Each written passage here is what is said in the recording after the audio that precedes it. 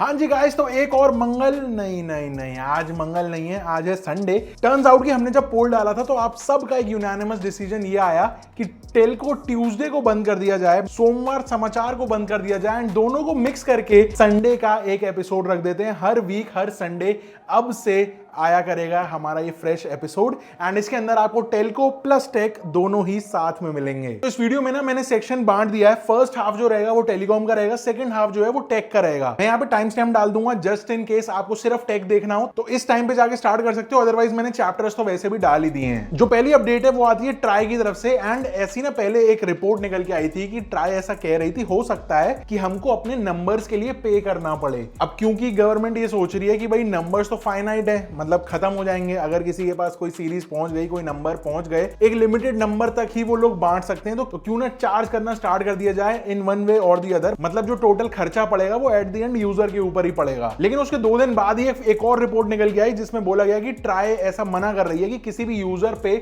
अगर multiple numbers हैं, वो होल्ड कर रहा है मल्टीपल नंबर्स, तो उसके लिए कोई अलग से चार्ज नहीं लगेगा। एंड जो पहले रिपोर्ट आई थी वो एक मिस इन्फॉर्मेशन थी, गलत रिपोर्ट कहीं से किसी ने चिपका दी थी। लेकिन इसके साथ एक बात फैक्ट है कि ट्राई जो है वो टेलीकॉम ऑपरेटर्स के साथ में मिलकर इस तरीके से काम कर रहे हैं, फाइनेंशियल रेगुलेटर्स के साथ भी मिलकर काम कर रहे हैं कि नंबर स्टार्टिंग फ्रॉम 160 ये सीरीज को ये लोग एलोकेट कर रहे हैं एंड इसके ऊपर वर्किंग कर रहे हैं कि कैसे आप आइडेंटिफाई कर पाओ कि इस नंबर से अगर कोई आपके पास कॉल आ रहा है तो ये आपके काम का कॉल हो सकता है, आपकी ट्रांजैक्शन रिलेटेड कॉल हो सकता है, तो इसको जरूर पिक कर लेना। लेकिन 140 से जो नंबर स्टार्ट आते हैं वो सारे ऑलमोस्ट स्पैम ही होते हैं। अगली जो अपडेट है वो स्पेक्ट्रम को लेके है एंड टर्न्स आउट की टेलीकॉम सेक्टर जो है वो ये चाहता है कि स्पेक्ट्रम का जो लीज पीरियड है ना वो 30 ईयर्स रहना चाहिए जब भी वो एक बार बिकता है।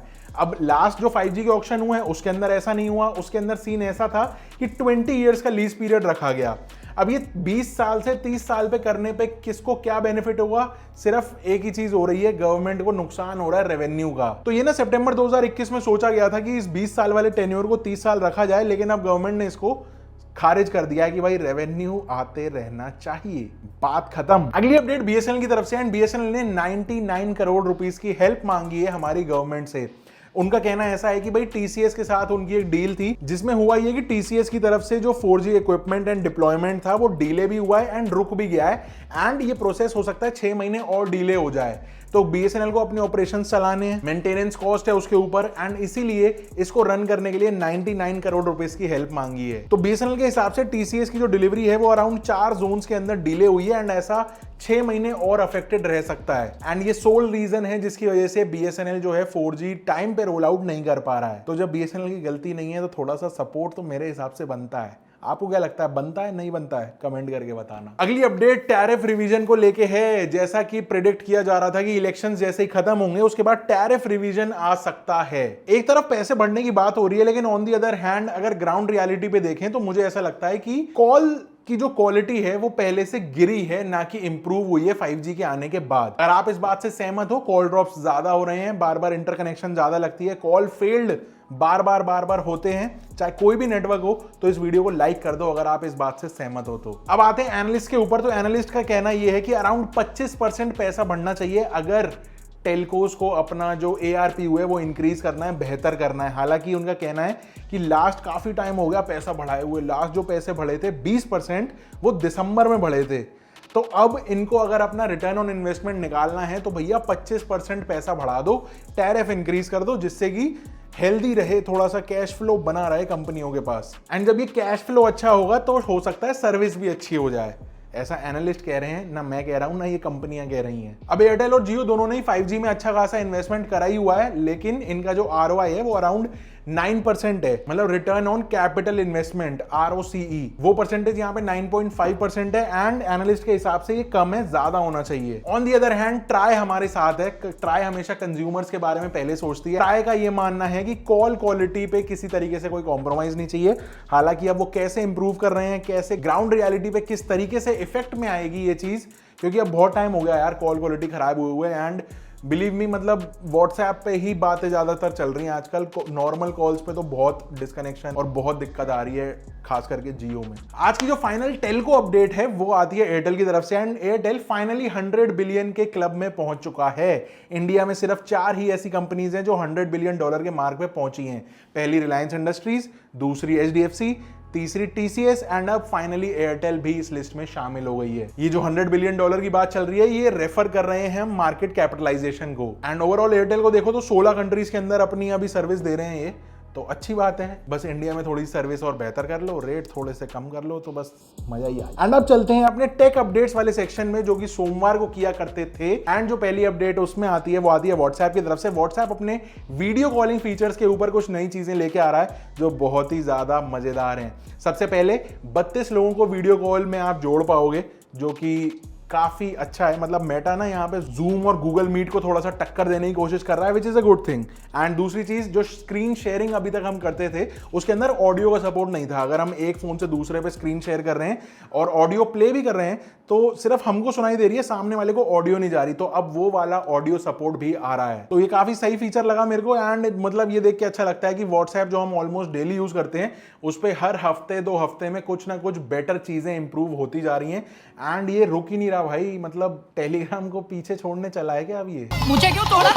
अगली जो अपडेट है वो गर्मी को लेके है। आजकल भाई गर्मी इतनी ज्यादा है, तो ऐसे ना बहुत सारे स्मार्टफोन्स भी अब टू टेस्ट आ चुके हैं कि भाई कौन सा स्मार्टफोन कितनी गर्मी झेल पा रहा है। तो एक रिपोर्ट निकल के आई जिसमें ना ये सर्वे किया गया कि जो सबसे ज्यादा अफेक्ट हो रहे हैं ना इसमें, वो लोग हो रहे हैं जो एंट्री लेवल के फोन्स यूज कर रहे हैं एंड उनके ऊपर हीट का अच्छा खासा फर्क पड़ रहा है। एक तो क्या है, सस्ते वाले फोन्स के अंदर प्रोसेसर हल्का होता है, हीटिंग इशू पहले ही थोड़ा सा ज्यादा होने की उम्मीद रहती है क्योंकि लैगी परफॉर्मेंस देखने को मिलती है कई बार। एंड स्पेशली हमारे जितने भी ऑटो वाले भैया होते हैं ना, जो स्क्रीन उनकी सामने विंडो के सामने रहती है, तो डायरेक्ट सनलाइट के जो इम्पैक्ट है ना फोन्स के ऊपर वो बहुत ज्यादा हो रहा है। अब एक तो उनको दिन भर मैप्स चलाने रहते हैं, तो मैप्स चलाने के बाद जब सामने सनलाइट की इतनी ज्यादा गर्मी आ रही है तो फोन ऑटोमेटिकली बहुत ज्यादा हीट हो जा रहा है एंड परफॉर्मेंस और खराब होती जा रही है। पहले ही वो एंट्री लेवल का फोन है, उसके ऊपर पहले ही वो गर्म हो रहा है, मैप्स 24 घंटे चल रहे हैं, उसके बाद ये 45 से 50 डिग्री वाली गर्मी। फिर उनको कुछ जुगाड़ बैठाना पड़ता है, चाहे वो कपड़ा कुछ ठंडा करके लगाएं, कुछ टॉवल वगैरह लगाएं, या फिर कुछ इसी तरीके का कुछ भी कूलिंग सिस्टम बनाएं या कुछ शेड वगैरह लगाएं उसके ऊपर। तो अब ये अच्छी बात होगी अगर जो स्मार्टफोन मेकर्स हैं वो इसके ऊपर कुछ ध्यान दें, या फिर इस तरीके के कुछ अलग कवर्स या लिक्विड सिस्टम बहुत अफोर्डेबल प्राइसिंग के अंदर आए। रूट कॉज ही खत्म कर दो ना, मतलब एंट्री लेवल फोन्स के अंदर अच्छी क्वालिटी की चिप्स दे दो, थोड़ा लिक्विड कूलिंग सिस्टम के ऊपर ध्यान दे दो अगर पॉसिबल हो, वन वे और दी आइदर। क्या लगता है आपको, सही बात है ये कि नहीं? कमेंट करके बताना। अगली अपडेट इलॉन मस्क की तरफ से है भाई, क्योंकि कोई हफ्ता ऐसा जाता तो है नहीं कि इलॉन मस्क की कोई ना कोई टिप्पणी ना आए। तो सीन ऐसा है कि जैसे ही एप्पल ने अपना AI एप्पल इंटेलिजेंस लॉन्च करा एंड ये बताया कि ओपन AI के चैट GPT वो इंटीग्रेट कर रहे हैं अपने फोन्स के अंदर, इलॉन मस्क यहाँ पे बड़े ही निराशापूर्वक मीम्स शेयर करने लग गए। एंड यहाँ पे एक तमिल की मूवी का ये जो मीम काफी पॉपुलर है, एक नारियल में स्ट्रॉ निकल रहा है, स्ट्रॉ से दूसरी जगह जा रहा है, तो वो इन्होंने समझाने की कोशिश करी कि एप्पल कैसे यूजर का डेटा जो है वो निकाल के ओपन AI को देगा एंड ओपन AI और ज्यादा पावरफुल होता चला जाएगा ओवर द टाइम। अब इलॉन का कहना है कि एप्पल ये करने से प्रिवेसी इश्यूज क्रिएट करेगा, क्योंकि ओपन AI को इतना सारा डेटा अगर एप्पल के डिवाइसेस से मिल जाएगा तो वो डेफिनेटली बहुत खराब चीज हो जाएगी ह्यूमंस के लिए, ऐसा उसका मानना है। एंड उन्होंने ये भी बोला है कि अगर ये होता है तो अपने प्लेटफॉर्म से यानी ट्विटर या फिर एक्स से वो एप्पल के डिवाइसेस को 100% बैन करने वाले हैं। अब लेट्स सी एप्पल कैसे रिएक्ट करता है इसके ऊपर। मुझे नहीं लगता कि चैट GPT की जो इंटीग्रेशन है वो किसी भी तरीके से रुकने वाली है एप्पल के साथ, बट इलॉन का स्टैंड कितना रहता है, कितना चेंज होता है, ये हमको टाइम ही बताएगा। अगली अपडेट याहू की तरफ से, एंड याहू ने अपना नया न्यूज का ऐप लॉन्च करा है एंड ये बताया जा रहा है कि ये ऐप जिस कंपनी ने बनाया है जिसका नाम है आर्टिफैक्ट, ये वही कंपनी है जिसने इंस्टाग्राम स्टार्टिंग में बनाया था एंड याहू ने इस साल इस कंपनी को बाय कर लिया। अब ये न्यूज ऐप में खास क्या है, ये आपके पर्सनलाइज्ड इंटरेस्ट के हिसाब से ही न्यूज दिखाएगा, जस्ट लाइक मतलब इंस्टाग्राम पे जैसे एक बार फीड बन जाती है ना, उसी तरीके की फीड आती रहती है, ऐसे ही न्यूज अगर आपको किसी तरीके की पसंद है तो वो न्यूज उसी कैटेगरी की आती रहेगी। प्लस आप यहाँ पे टॉपिक्स वगैरह चूज कर सकते हो कि कौन कौन से टॉपिक्स की आपको न्यूज दे आपकी फीड के ऊपर। वहां से AI अपने काम पे लग जाएगा एंड आपको वही दिखाएगा जो आपको पसंद आ रहा है, जस्ट लाइक इंस्टाग्राम। एक एडिशनल फीचर या कह लो अच्छी चीज यहाँ पे बताई गई कि इस ऐप के अंदर क्या इंप्लीमेंट कर रहे हैं कि सर्टेन कीवर्ड्स या फिर पब्लिशर्स को आप ब्लॉक कर सकते हो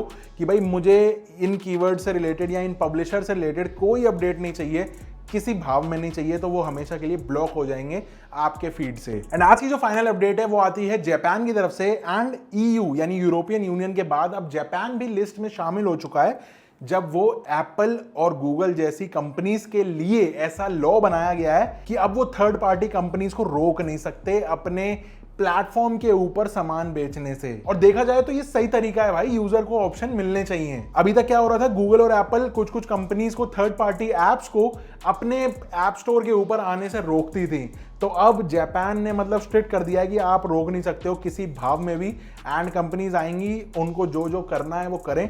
अब वो यूजर डाउनलोड कर रहा है नहीं कर रहा है वो एक अलग बात है, लेकिन आपकी अगर एक सेट गाइडलाइन है एंड वो कंपनी उसको पूरा फॉलो कर रही है, 100% वो आएगी।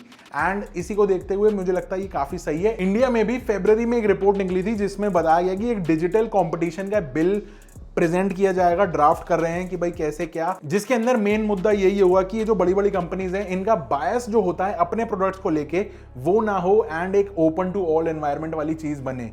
तो आई थिंक अगर ये इंडिया में भी एप्लीकेबल हो तो काफी सही है, क्योंकि इन कंपनीज की एक major percentage of audience India के अंदर है, एंड इंडियन ऑडियंस क्यों सफर करेगी भाई, दे रही है ना आप लोगों को बिजनेस, मिल रहा है ना डेटा, क्या दिक्कत है, करो फिर। सो गाइस ये कुछ था आज का पूरा संडे एपिसोड। नाम क्या रखें इस एपिसोड का नीचे कमेंट करके सजेशंस जरूर देना, एंड मैं मिलता हूं आपसे अगली वीडियो में। पसंद आई हो वीडियो तो लाइक कर देना, सब्सक्राइब कर देना चैनल को। I will see you in the next one, till then stay safe, stay sarcastic and see या।